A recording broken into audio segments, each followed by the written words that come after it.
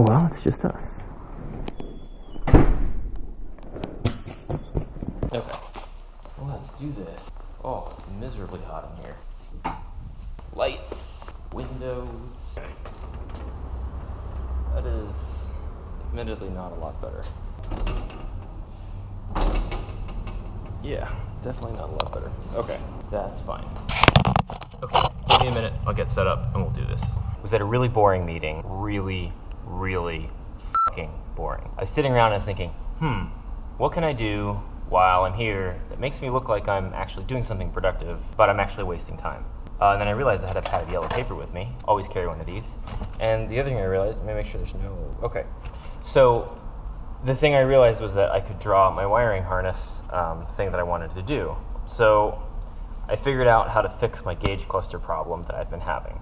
So let's go into the problem and I'll show you guys what I mean. That's my gauge cluster. Here's the wiring for the gauge cluster. Kind of a mess.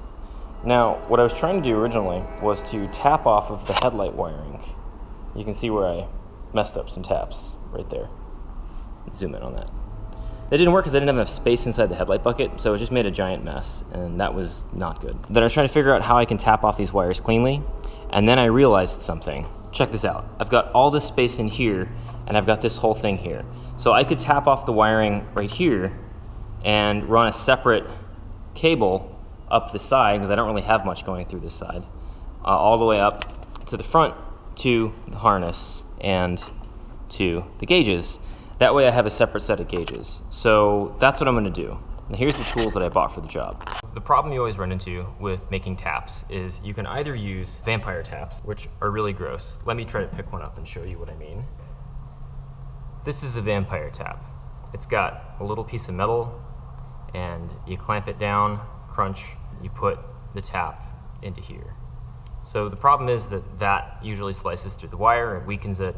Vibration on a motorcycle eventually ruins it, and then you've just got an electrical short and you can't find why nothing on your bike works. These are horrible. If you see these on your bike, throw them in a trash. Instead, go on Amazon, eBay, or just the website and get you a box of these posi tap connectors. I'm gonna open one up for you. This is a posi tap. So here's what you do. Here's a wire. Okay, we're gonna work with this. Here's a wire.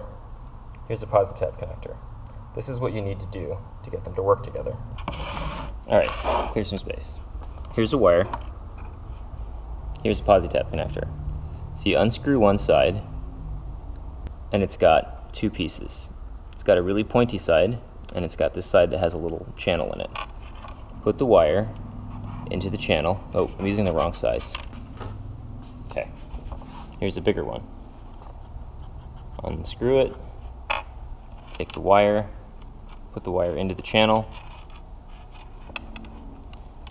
take the pointy side, start to screw it in, get it all the way down. Now, you've made a tap connection, believe it or not. Now all you need to do is take your next wire, strip the end of it, put it in there, screw it in. Now, let's see how it works. So what happened when I did that? Well, check that out. You've got a little tiny hole that goes through the wire, and that's how the connection is made. Since it's really sharp, it doesn't leave a big puncture in there. So if you had to remove it, you could just wrap a little shrink wrap or some tape around it and it wouldn't short out. So you've tapped a wire successfully without structurally damaging it. That is why I love these things. Get yourself a box of them if you're going to build anything worth keeping.